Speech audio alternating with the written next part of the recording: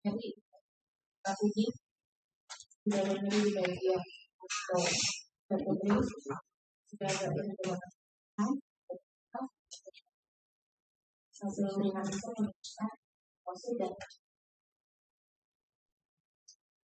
sudah menunjukkan ada dalam waktu cepat. Terus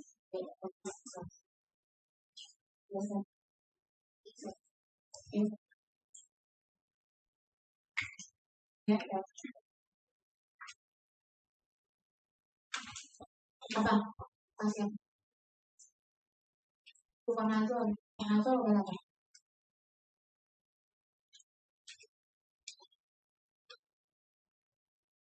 lalu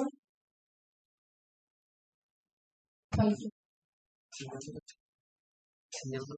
kalau nazar apa baru aja namanya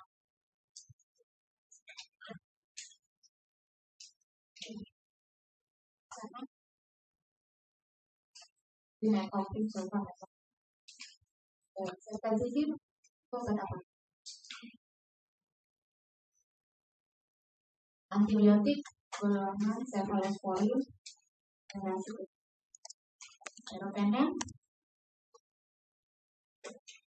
antibiotik golongan paroben sensitif dan cefepim antibiotik cephalosporin. Sensitif, cefepim dan meropenem adalah golongan besar beta-laktam. Pada pasien ini kali sama siapa?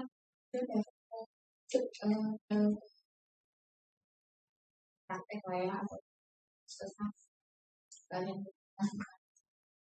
kalian sama siapa?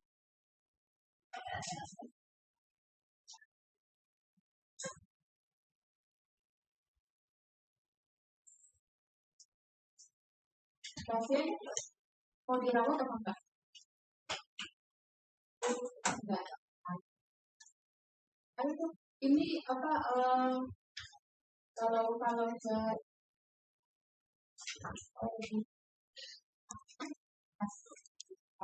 pas bingung gitu loh baca farmakologi apa adanya tapi terus baca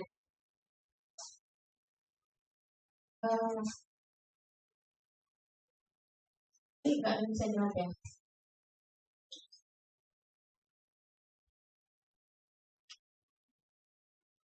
Ada yang mau jawab?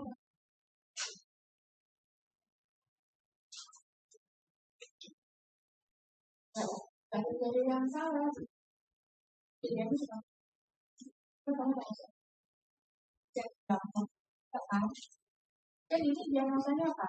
Pasti kan? TI-nya. Tapi prosesnya kalau udah diagnos baik, udah pasti, tapi udah disebut tadi. Diagnosis tinggi dan sebetulnya. Apalagi yang namanya kalian udah pasti kan sebenarnya ya kan kalau kalian mau cek kolesterol pada pasien rawat jalan bukan proses yang lain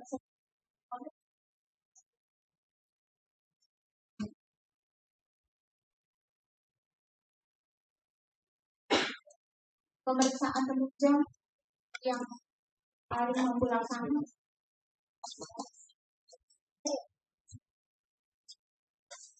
apa?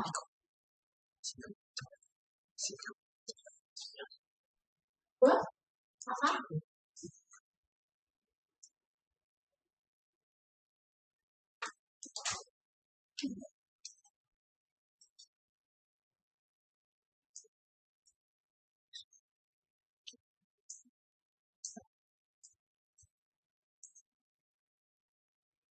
Kalau dalam proses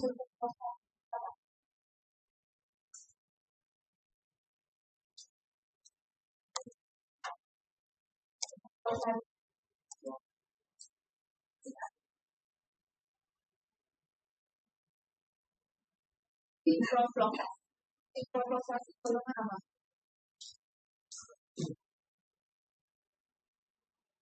Dua.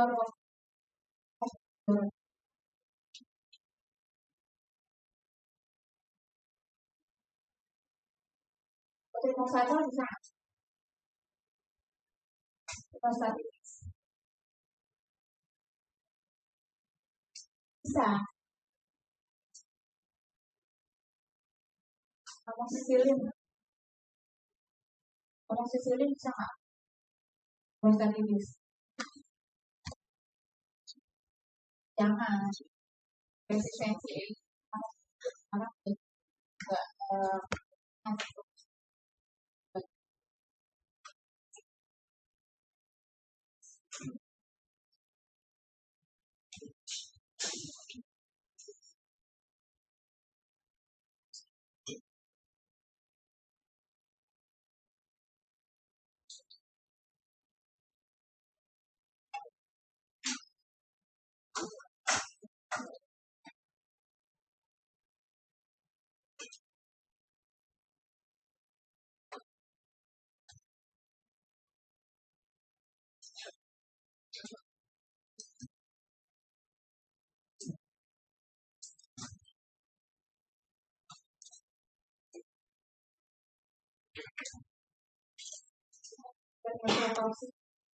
juga ini apa?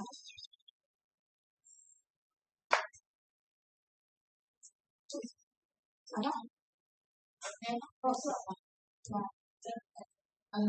Ya. Kami pengajian ini bukan pasti kalau dikasih tujuan masuk bakalan berat. Oh, Pak udah bisa mulai belum sih? Ya. Pak, tuh, Ferry di depan kamu. Ya, jangan bisa. Ya, usahain aja dulu ya.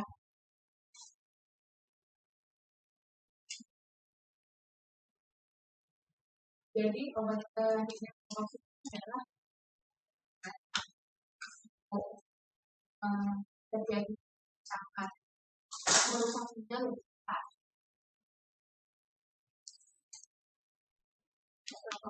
Tahu berapa? Saja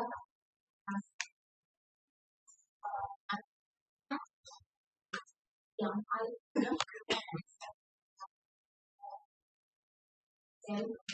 seru X kami dari darah terus CSR artinya ada alat biasanya personal pada saat ketahuan kan obat kan dia biasanya personal tapi alternatif kita bisa lakukan adjustment overflow.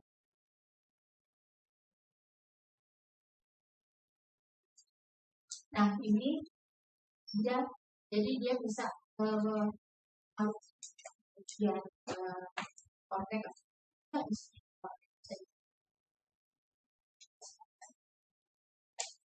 secara umum jadi yang obat-obat yang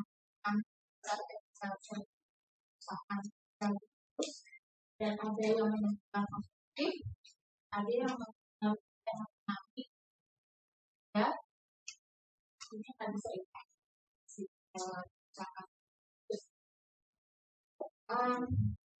dia bisa di sini bagi sama obatnya.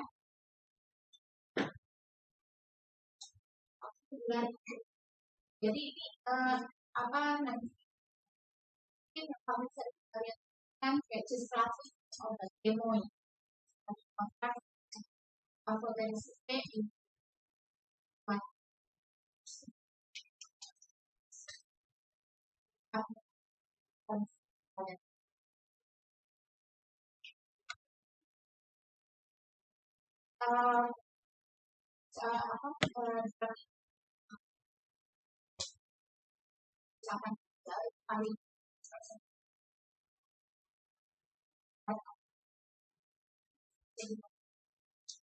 kalian sama terjadi secara pada hemodinamiknya orang itu kan berbeda ya terjadi. Jadi rasa hal itu akan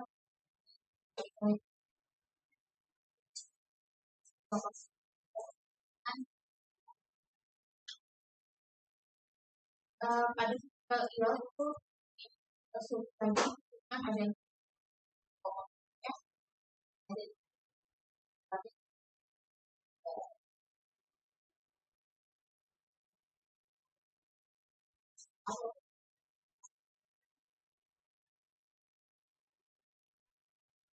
jaraknya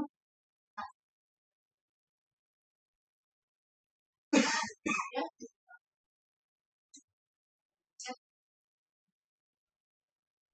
jadi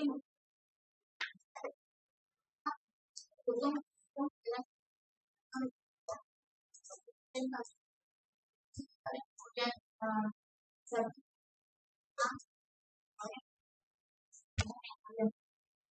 itu seperti itu dalam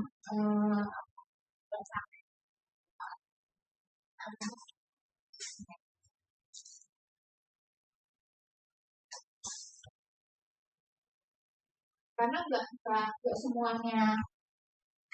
semuanya tahu justifikasi nah di musliran sekali ini jadi kalian yang belajar saya dan dapat informasi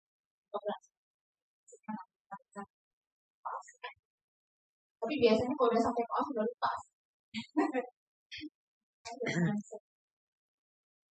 dilihat dari toksisitas emisi GK program dan asin pada dasar paling meningkat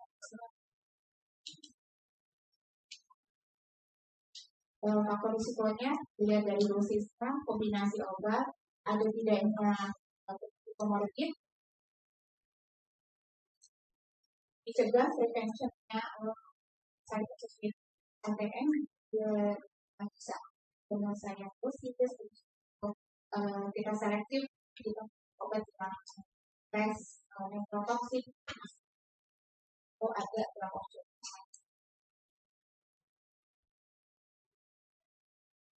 Jadi positif dari pengiran strategi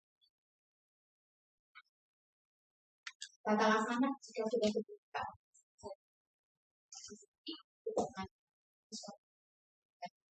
terus direvisi dosisnya obat-obatan lain yang positif didefinisikan ini apa alternatif solusi terjadi saya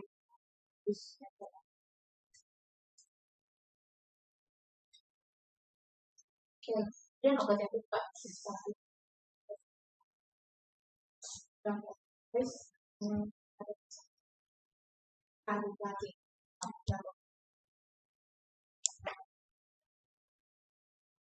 jadi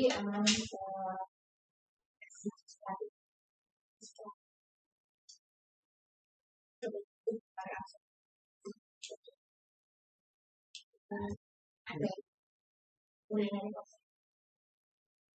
ada ekspresi dalam 24 jam kemudiannya dalam 14 hari sebelum 14 hari bisa terjadi tetapi ini secara teori artinya dalam pemberian sesuatu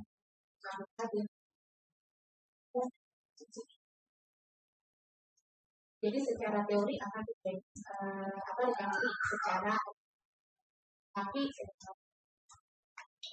yang mengatakan karena tiap orang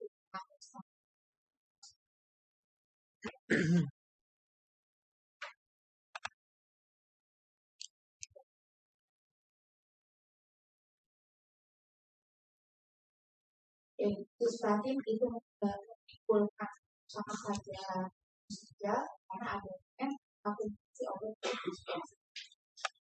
sehingga meningkatkan terjadi nekrosis atau nekrosis dari sekaligus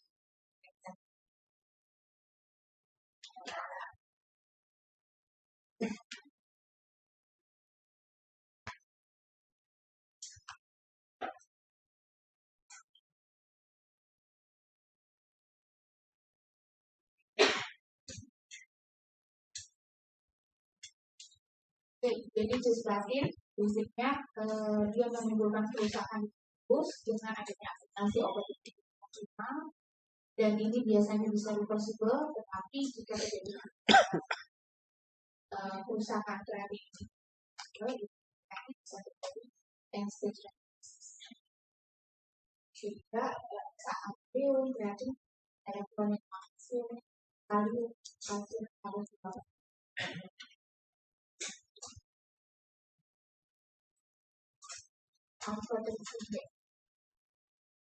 jadi gini loh prinsipnya sih, nantinya kalian dalam praktek sebagai kalian misalnya lupa lah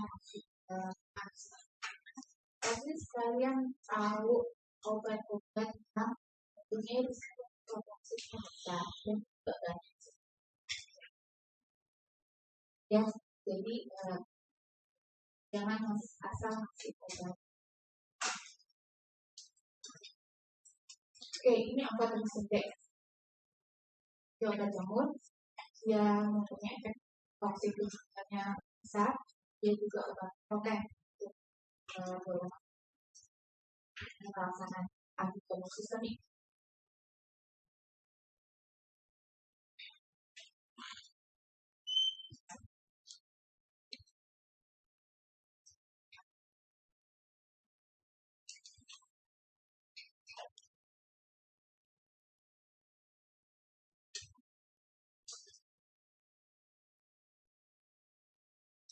Oke, patogenesisnya atau mekanisme terjadinya eksotoksik dari sisi akut ini pertama jelas direct tubular epithelial cell. Jadi dia langsung merusak permeabilitas membran di sel tikusnya. Kedua, dengan menunjukkan proses skriptif area.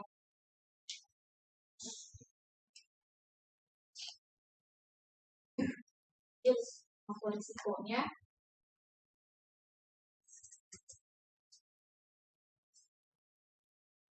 secara preventif dalam penanganan GFR, prevensi pencegahan seperti apa?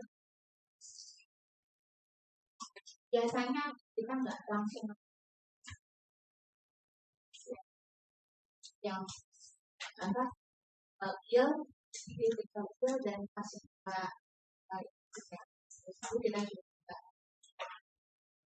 dan rawat biasanya kita juga adanya jamur sistemik yang pasien anak baru, pasien yang COVID sama kita juga adanya sistemik, dan kemudian anti jamur sistemik itu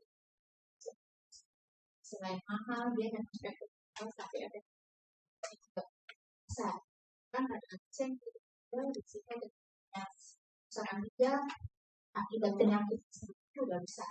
Jadi obat yang kalian harus tahu perubahan fisiologis pada pasien kritikal yang itu harus sepakatnya.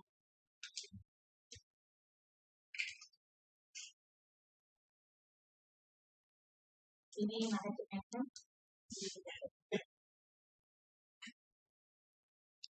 Nah, kemudian osmotik berarti dia menarik, mempengaruhi tekanan osmotik tubuh. Banyak faktor imunoglobulin. Jadi kita misalnya kayak ini maksudnya osmotik netropati itu menarik mereka yang terganggu. Biasanya di dalam sistem urinary kan mulai dari dalam itu kan terjadi proses absorpsi, proses sekresi seperti itu kan. Pada pemberian manito, contohnya itu akan proses absorpsi. Enggak diupayakan ini karena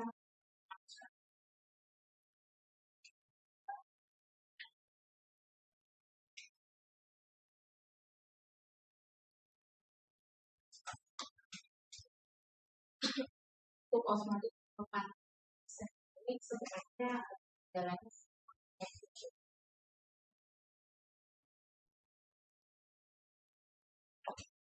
yang pasti dia protein tidak. Jadi kalau misalnya pasien protein dia secara konsisten, tapi tidak ada peningkatan. Jadi misalnya clearance ratingnya bagus, udah ratingnya bagus, tetapi potensinya terus ada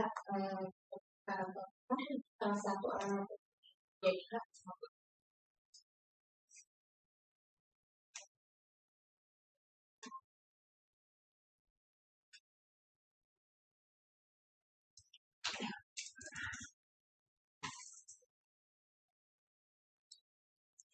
mekanisme kedua tadi yang mempengaruhi tubuh kemudian yang kedua hemodinamik mempengaruhi kerusakan. Jadi hemodinamik itu mediasi itu adalah yang menyebabkan aku yaitu dia penurunan pressure panas terus renal contohnya ada ini atau kognitif panas dan obat-obat yang mempengaruhi sistem renal.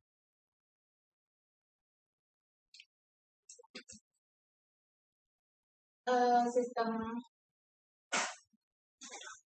ya itu kan ada aferen yang mempengaruhi dalam glomerula kan, dan dia mempengaruhi dengan prostatik, dan output. Ini sekilas saja ya, tensi prostaglandin kalian udah pada tahu ya, udah pada tahu apa udah lupa? Tensi itu gulungan konstriksi aferen prostaglandin yang dilatasi.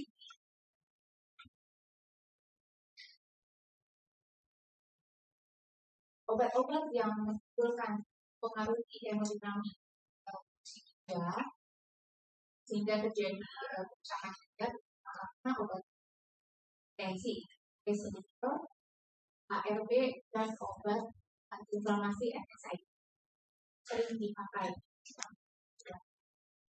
Contoh obat inhibitor apa?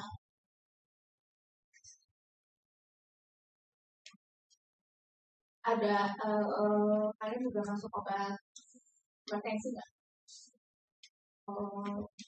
Belajar hipertensi ya? Belum ya? Jadi obat hipertensi antara lain inhibitor, angiotensin converting inhibitor. Itu inhibitor. Contohnya kapopil, senopil, ARB, angiotensin.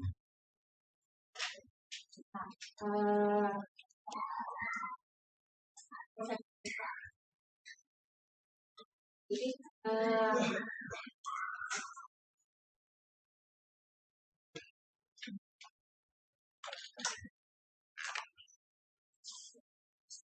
NSAID udah tahu ya obat apa contohnya? Obatnya contohnya apa? NSAID kepanjangannya apa? Contohnya apa? Terus aspirin terus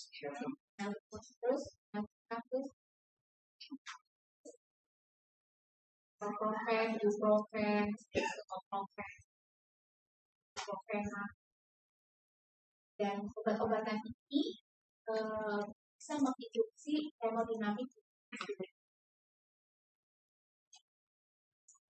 Ini secara normal autoregulasi belum. Di sini ada aferen, ada glomerulus, ada ya, Proxima, Ansakener, sistem kolektif ya. Jadi renal blood flow masuk ke aferen dulu, dan masuk ke glomerulus, dia aferen. Jadi di sini terjadi proses reabsorpsi dan sekresi. Jadi yang masuk sistem yang kedua akan masuk melalui tubuh yang sudah dibuat. Ini apa sih aferen ini akan mengalami situasi dilatasi dan baik oleh dua ini secara normal tubuh melakukan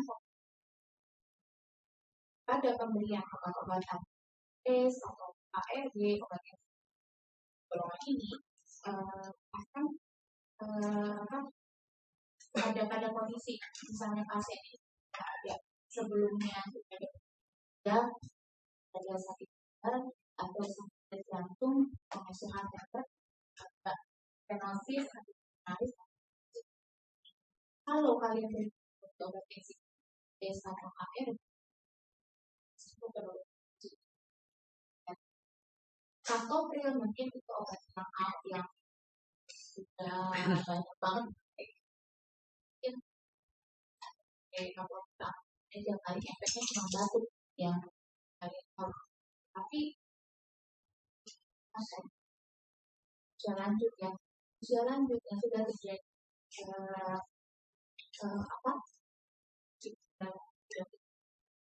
sudah terjadi ada orang usia lanjut kan konsentrasi airnya sudah mengalami depresi.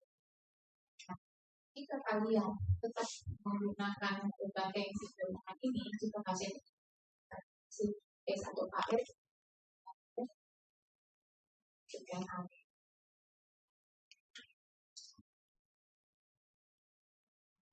Bahkan dari pemberian S dan ARV 3%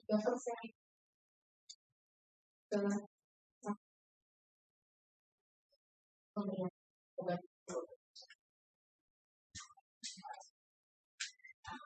Jadi secara umum sama seperti manifestasi obat lain, pokoknya prinsipnya obat-obat yang terkenal kalian monitornya dari dagingin sama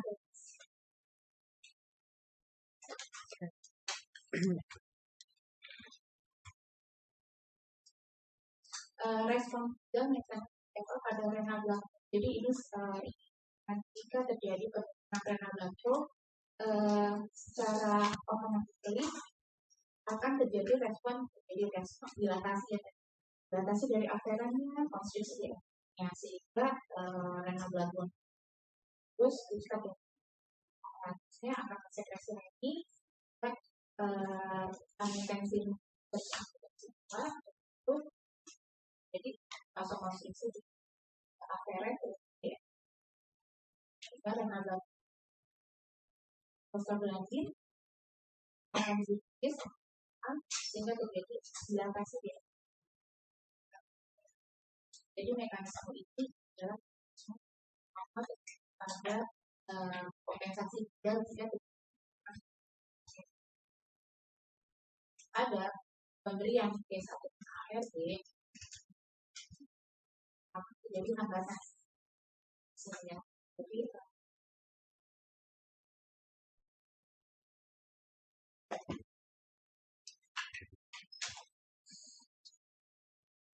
pada case akan terjadi hambatan kan kalau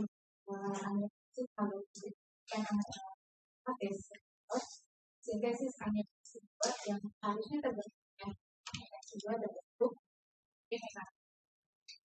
penurunan renal belakang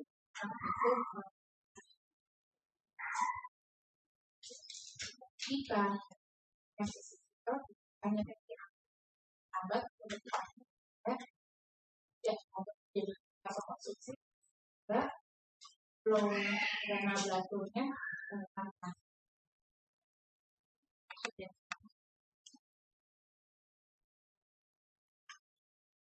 responnya dibaca. Saya rasa kalian bisa lah ya baca-baca itu. Ya, saya.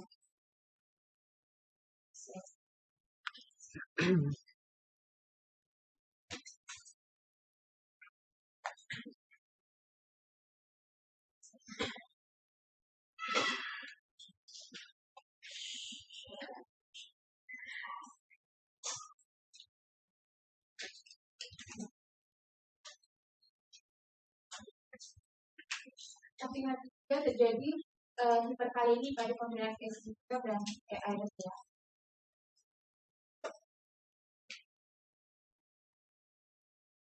Dan MSF waktu ini juga efeknya menghambat pembentukan prostaglandin sehingga tidak seperti fase dibatasi.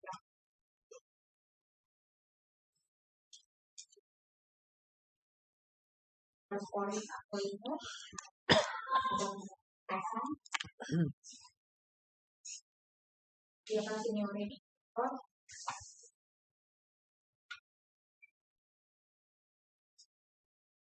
yang menghambat pembentukan prostaglandin sebagai prinsipnya pemberian sitokin dan apolin akan mempengaruhi perbedaan tekanan dari air.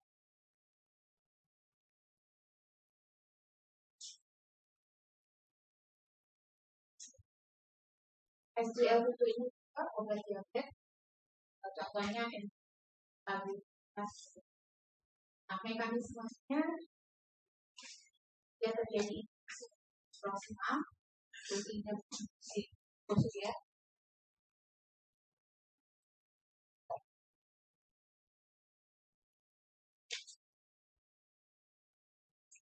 Kalau bahasa ini kira-kira ngerti nggak? Bisa ngerti nggak?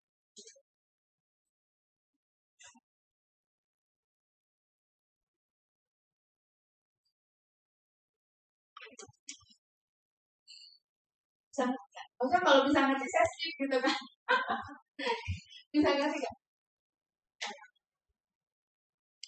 Banyak yang ngerti.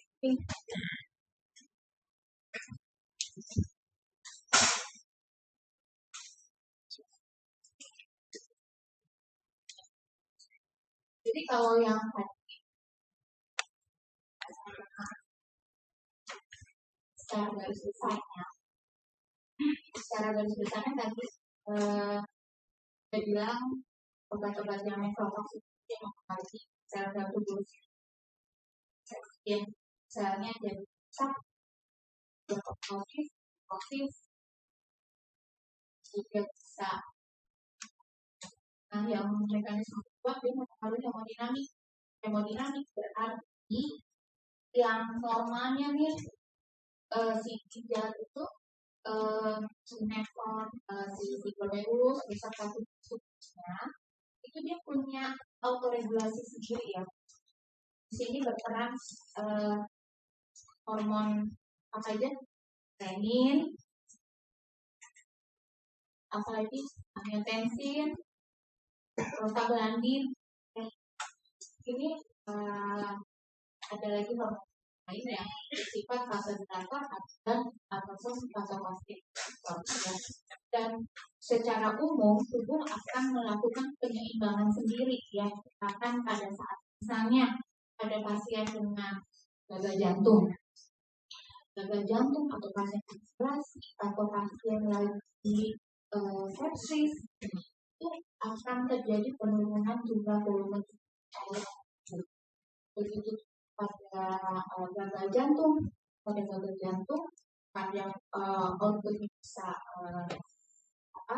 kurang jika mempengaruhi jumlah volume yang di prerenalnya. Nah, ini tubuh akan melakukan secara normal ada mekanisme ya untuk menyeimbangkan sehingga tekanan di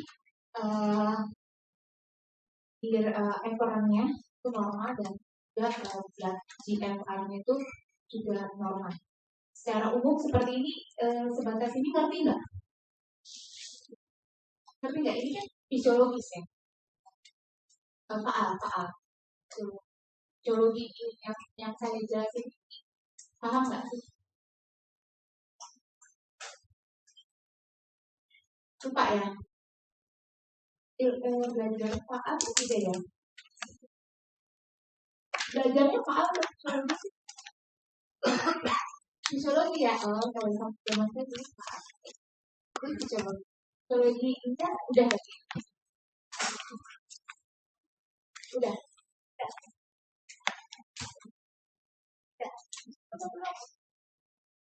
Belum sih? Belajar nggak sih? Udah kan? Udah aja bilang nggak ditanya kok. Enggak.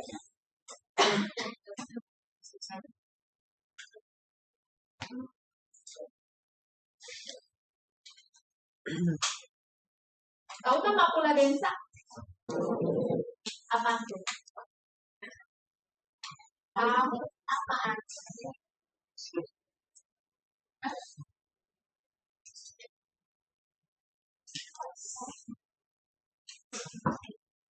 Tahu nggak makula densa?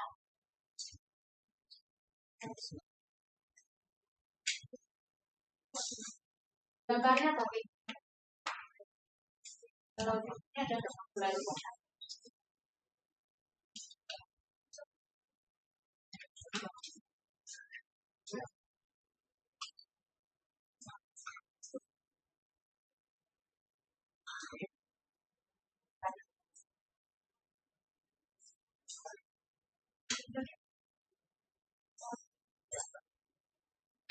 Ya pokoknya di sana sih. Jadi makula densa tadi ya.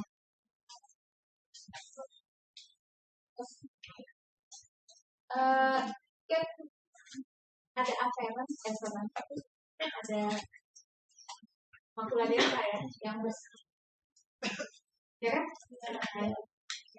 Jadi fungsinya apa sih makula densa? Apa? Bagaimana?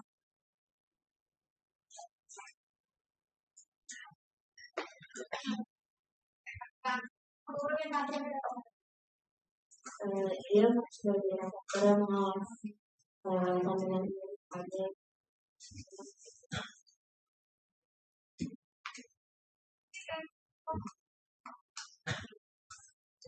dia sebagai dokter mengawasi kandungan hidup. Jadi dia ada apa? Sektor. Jadi deteksi ya. Kalau ada ya, jamnya pada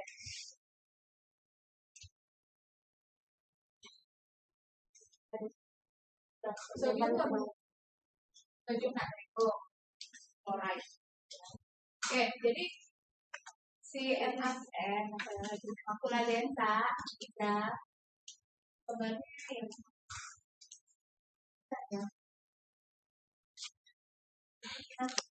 ini layanan ya. Ini kan ada makula densa ya, yang bersinggungan sama si aldehyde yang banyak di.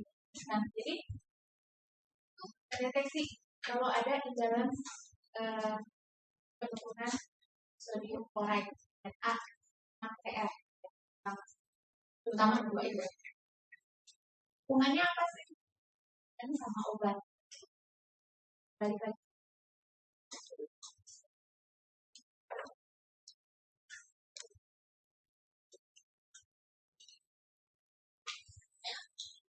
Si SGLT2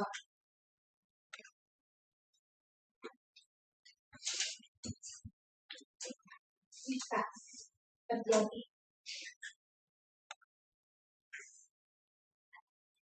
ini harus obat itu pasti bersinggungan banget dengan solusi. Jadi si makula densa nah kalau terjadi penurunan renal volume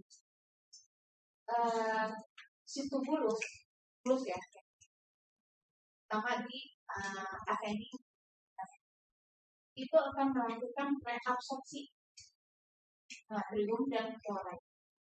Berarti komposisi NaCl yang ada di terus yang masuk nanti yang akan melewati bersinggungan dengan si makula densa itu akan dok ya makula densa akan mendeteksi NaCl di dalam flow yang ada di rendah nih, dia akan memberikan respon tujuh feedback dan negatif. Jadi apa sih ini? Ya, glomerular adalah suatu kayak feedback ya, respon terhadap penurunan NaCl yang oleh semakin besar yang mengakibatkan vasokonstriksi di aferan konstriksi terjadi konstriksi. Hal ini akan mengakibatkan serum kredit SDR dan kemudian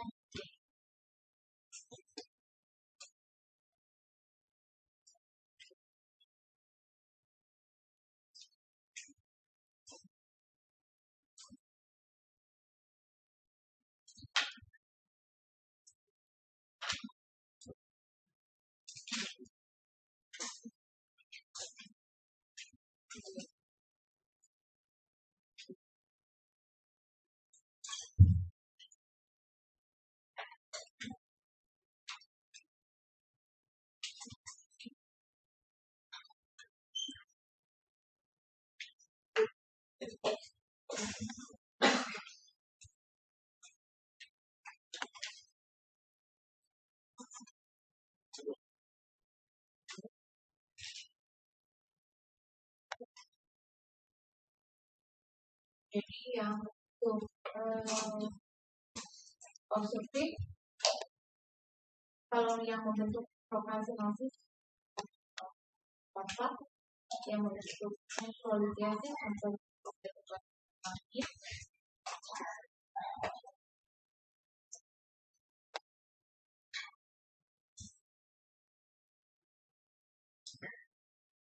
ya kalau nekrokasinosis ya terjadinya endapan dari kalsium fosfat yang mengakibatkan terjadinya kalsifikasi dari tubulus.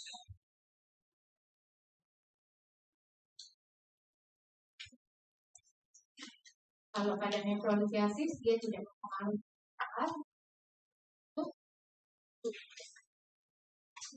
bentukan kristal dalam kristal di tubulus kolektin sistem renal kolektin bisa menimbulkan keluhan nefrolitiasis nyeri, mau efek yang hematuri jadi saat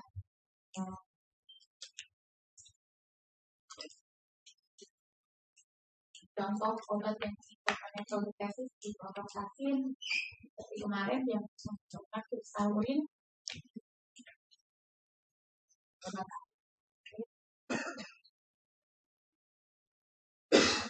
kita selesaiin materi diuretik dulu ya satu kali ya. Ini telan aja dulu ya. Kalian bisa rasa kok, pasti kalian rasa kayak komputer gitu belajar farmakologi. Nah, saya juga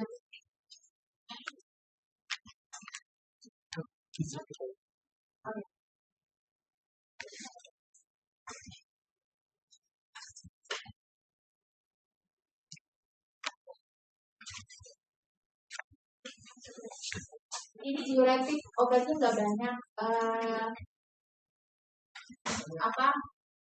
mekanismenya juga nggak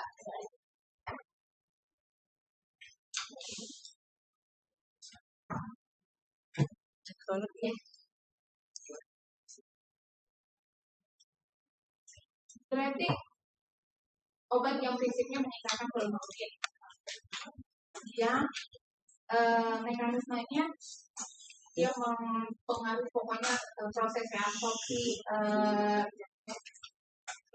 belum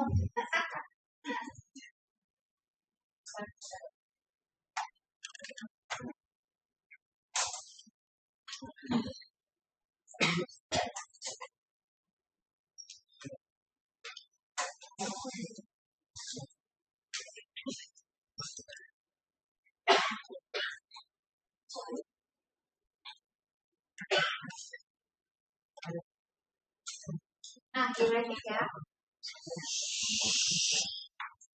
Nah, ini udah obatnya contohnya aja. Biasanya digunakan untuk apa? Yang berbeda. Ini apa? Frekuensi cairan ekstravaskular ya. Biasanya terjadi edem pada hati.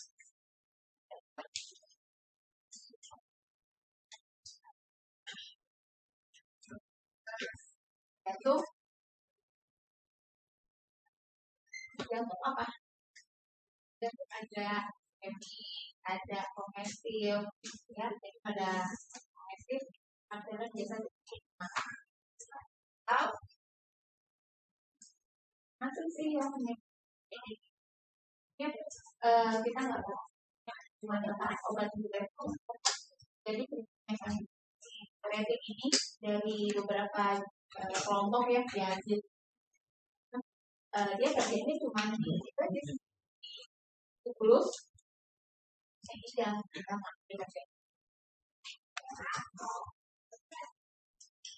Di sini ada kemampuan diuresisnya, kemampuan dia mengeluarkan membentuk volume urin itu paling kuat itu yang jenis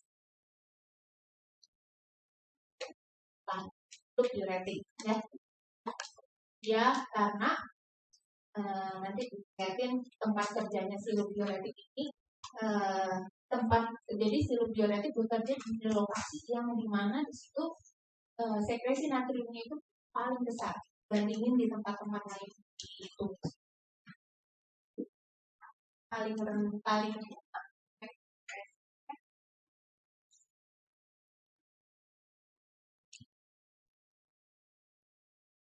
ya udah lobet ya saya udah ini udah tanda dengan kelamaan ngomong ini udah lobet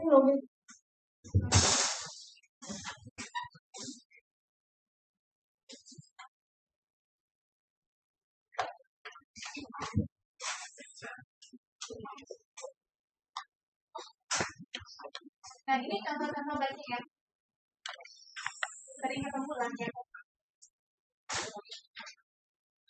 apalagi ACT proporan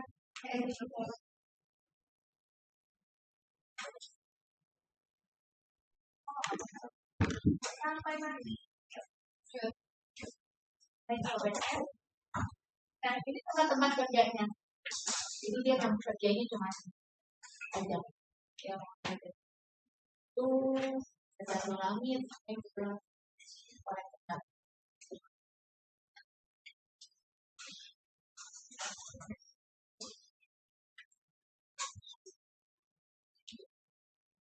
Oke, yang pertama asetaminolamid karbonik anhidrase inhibitor. Dia menghambat reabsorpsi sini menghambat reabsorpsi bikarbonat.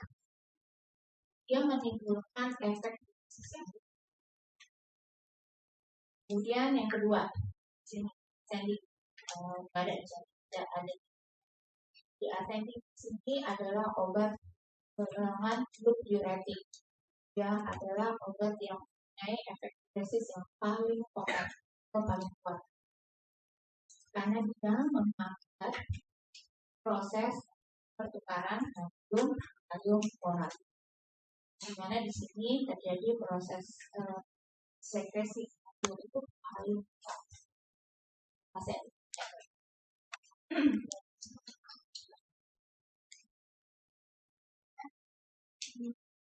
Obat yang digunakan kalau untuk tata laksana edem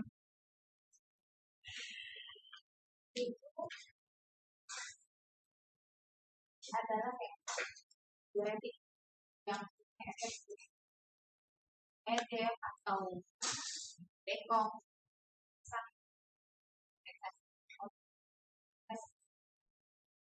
biasa contohnya efek dia mempunyai efek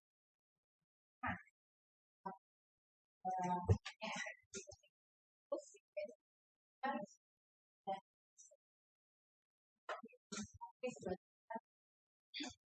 beda sama proses teoretik. Teoretik kalian nggak usah takut efek potensinya ya. Ya lebih.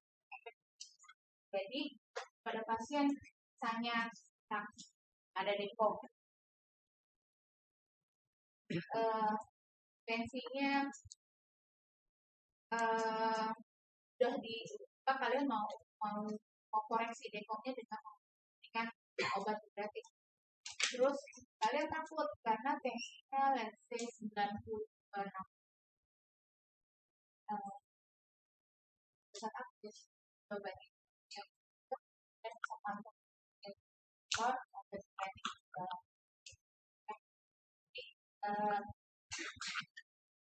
kadang dalam terapi kalau untuk selain intensi ini kita bisa lakukan regenerasi, tapi kalau kita nggak melakukan juga bisa regenerasi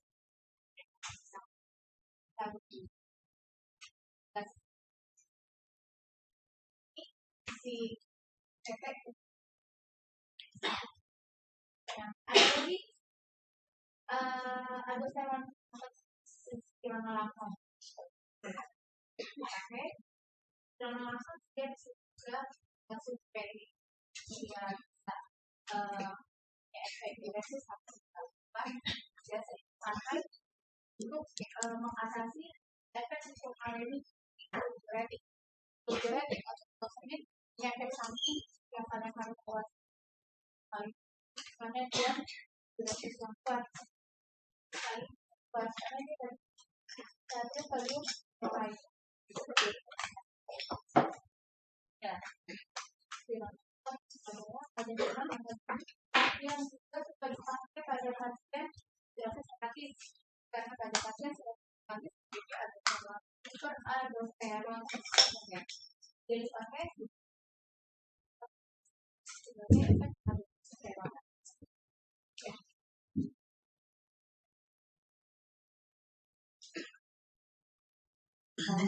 Cara normal regulasi air ya pas darah berhijau filter dan bahan filtrasinya sendiri normal tidak ada protein tidak ada zat ya ada sedikit glukosa bahan ini ada dan juga yang normal.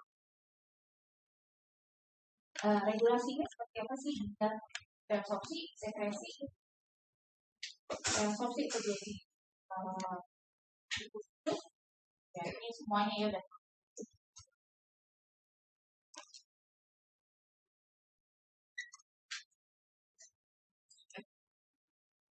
Sama.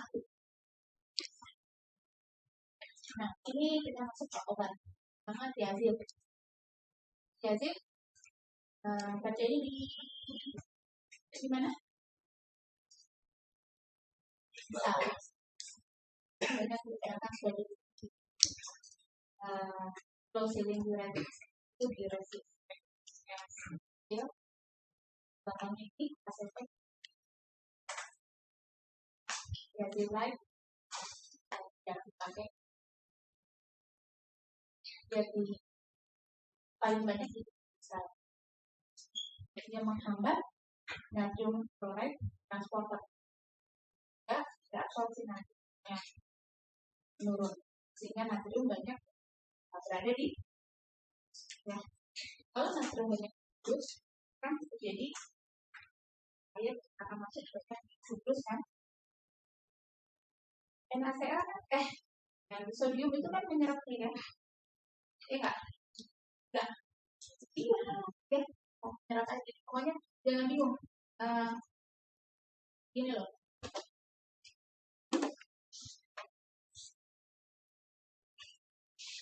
ini terus besar ya terus klorida normalnya sih seperti ini tapi kalau dia dihambat sodiumnya dihambat reabsorpsinya berarti dalam sini ada ya kan kalau kayak gini disebutkan dia akan secara normalnya fisiologisnya akan menyerap air akan banyak terserap masuk ke dalam virusnya sehingga efek durasi terjadi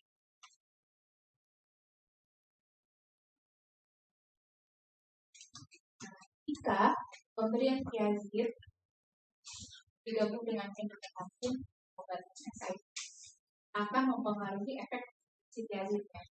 Nah, si indometacin itu menghambat tenaga tubuh.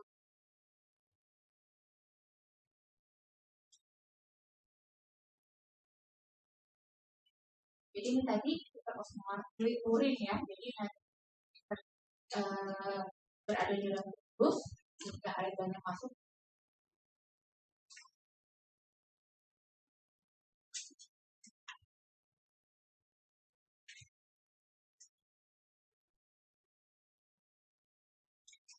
Akan terjadi juga pengeluaran kalium akibat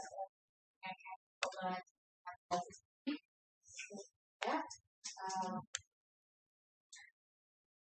kan meningkat tuh nanti 3 gram. Pada saat meningkatnya kalium akan banyak yang bertukaran dengan sinar. Jadi dia tubuh akan melakukan kompensasi tapi tidak akan tidak akan bisa maksimal tapi kecuali jadi gini pada saat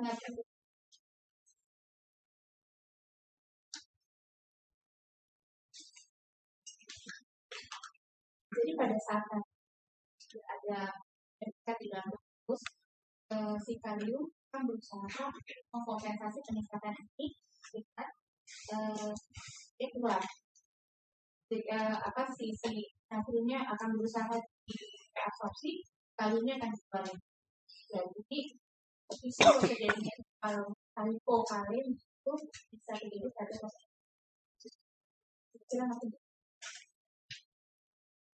natrium yang banyak akan dilakukan mekanisme kompensasi lah kayaknya dari respon dari dengan menukar natrium dengan kalium. Kaliumnya masuk, ini akan diupayakan diabsorpsi.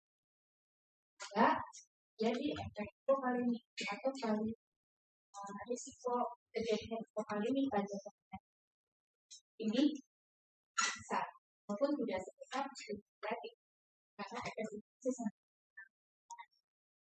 tidak besar.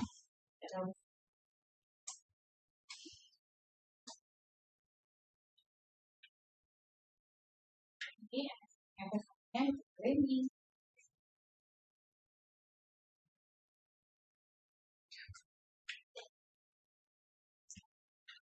kita urusin ya asal kita karena eksitnya itu akan bergerak akan menurun pada pemberian obat sehingga terjadi deposit terjadi deposit uric acid di sendi deposition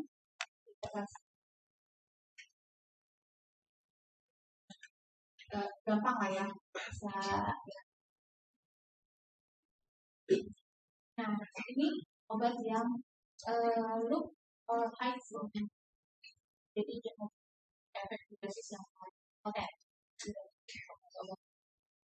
dia kerjanya di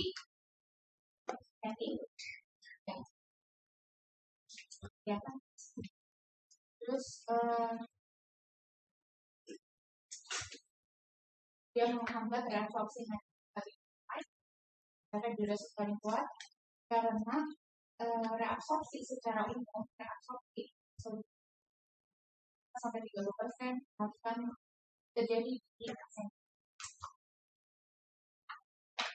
Dapat bekerja pada renal, jadi pada pasien eden dengan yang diakibatkan oleh isoprenal bisa.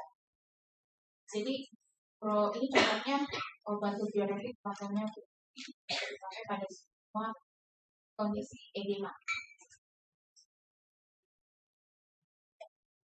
NSAID menghambat sintesis coklat.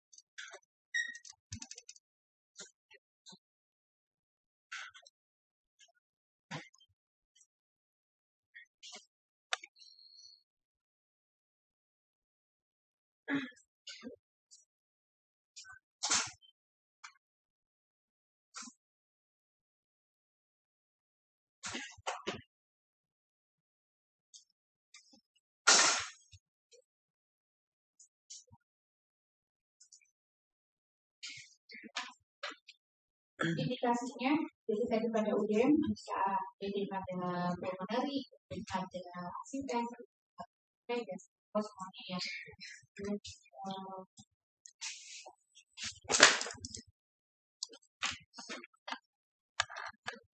Jadi dengan yang biologi, efek samping atau toksik, tapi biasanya toksik.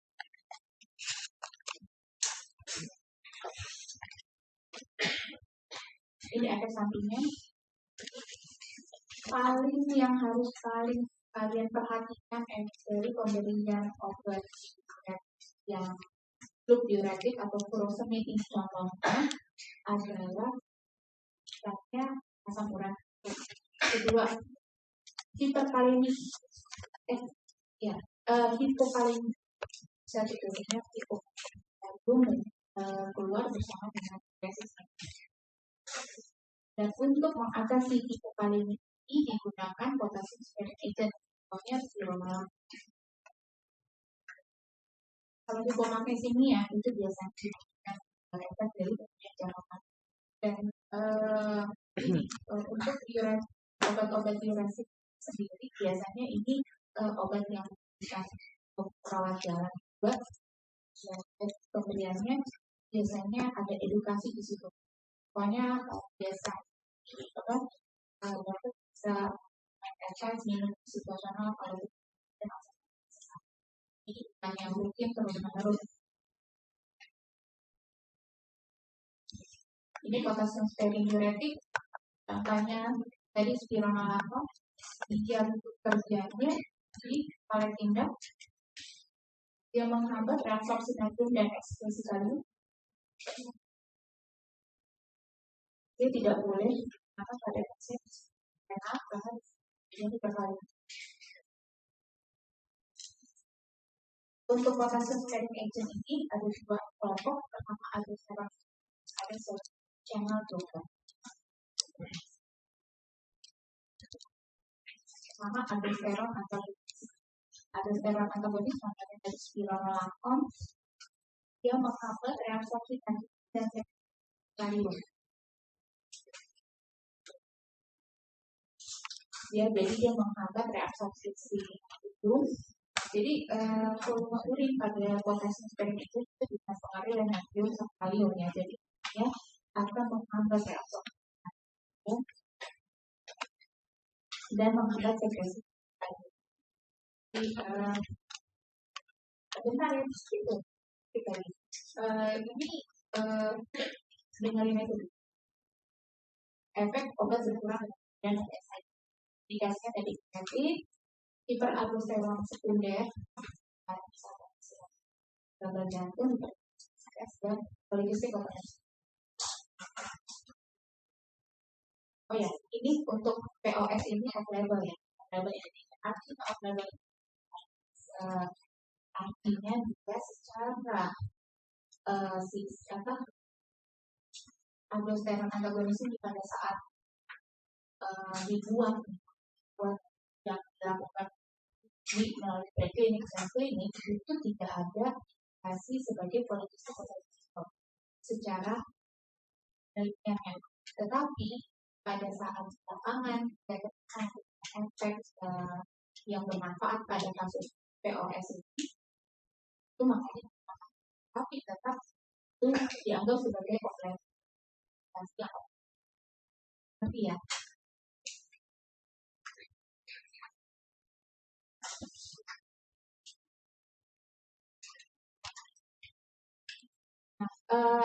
CYP ini adalah suatu ini ya protein yang berada di hati yang ini sebagai metabolis. CYP ini banyak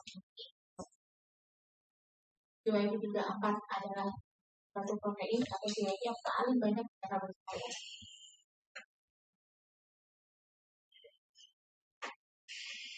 Interaksi yang harus dengan spironolactone ditambah S atau yang kalium bisa menyebabkan hiperkalemi. Oke, sodium channel blocker yang ini blok transport natrium sehingga pertukaran natrium kalium terganggu. Dia tidak tergantung daripada aldosteron. Efek aldosteronnya sama. karbonik. Anhidrasa inhibitor contohnya asedolamid dan ambar. Karbonik anhidrasa yang berada di sitoplasma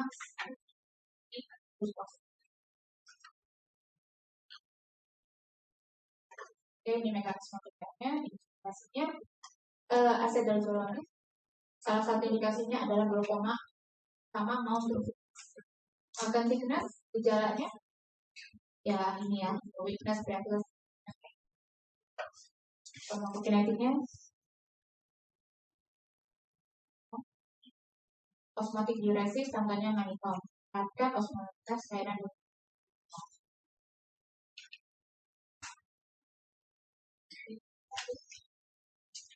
Kesimpulan, diazid diuretik hipertensi. Contohnya apa tadi? Kalium sphenic, dia efek menimbulkan retensi kalium. Contohnya apa? Kalium sphenic dengan asedolamid menggunakan glaukoma. Terus diuretik, efeknya urin outputnya sangat banyak. Oke, ini latihan.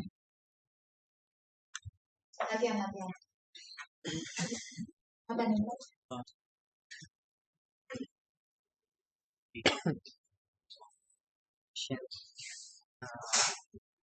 Jiwa ya. Mulai. Apa mas? Apa? Proses. Karena pulmonary edema.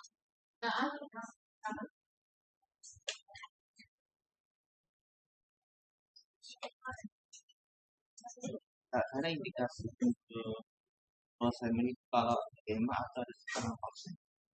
Oke, terus yang lain?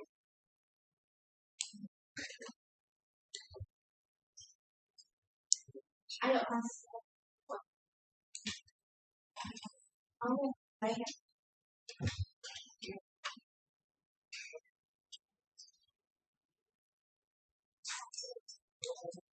Iya, apa? Bapak edema. Kamu?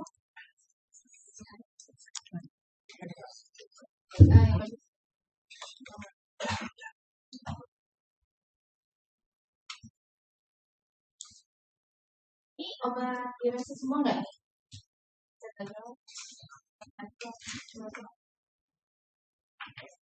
Oke, jawabannya furosemid. Alasannya apa? Paling efektif apa tadi?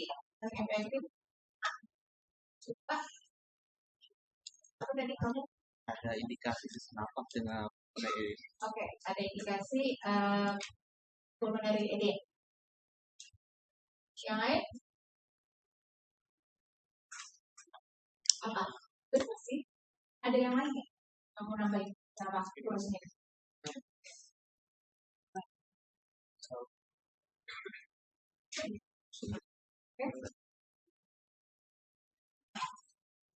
Sama.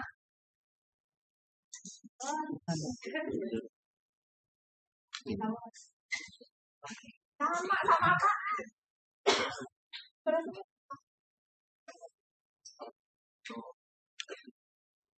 Paling kuat diuretiknya.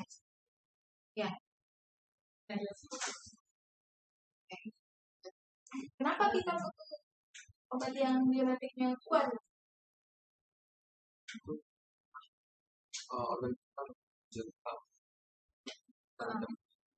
Edem. Jadi pulmonary edem itu apa sih? Jadi harus dikeluarin cepat. Ya, dengan diuretik. good. Ya, itu jawaban.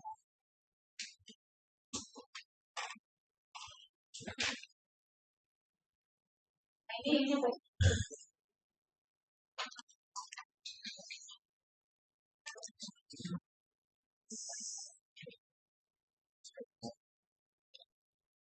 Konsumsinya sama.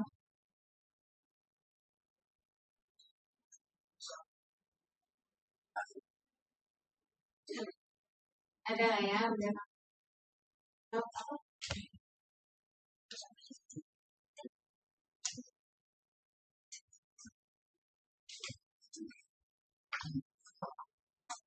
Coba 3, 2, 1, nggak ada yang tahu. Ah?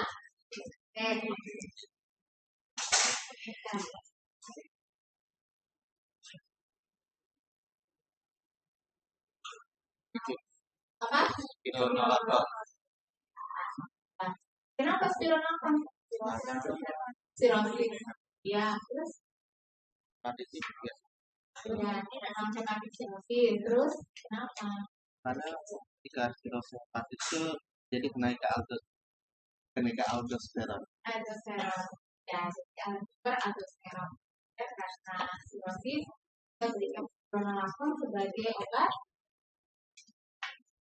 Diuretik. Iya, selain diuretik. Menurunkan aldosteron. Iya. Antagonis aldosteron ya.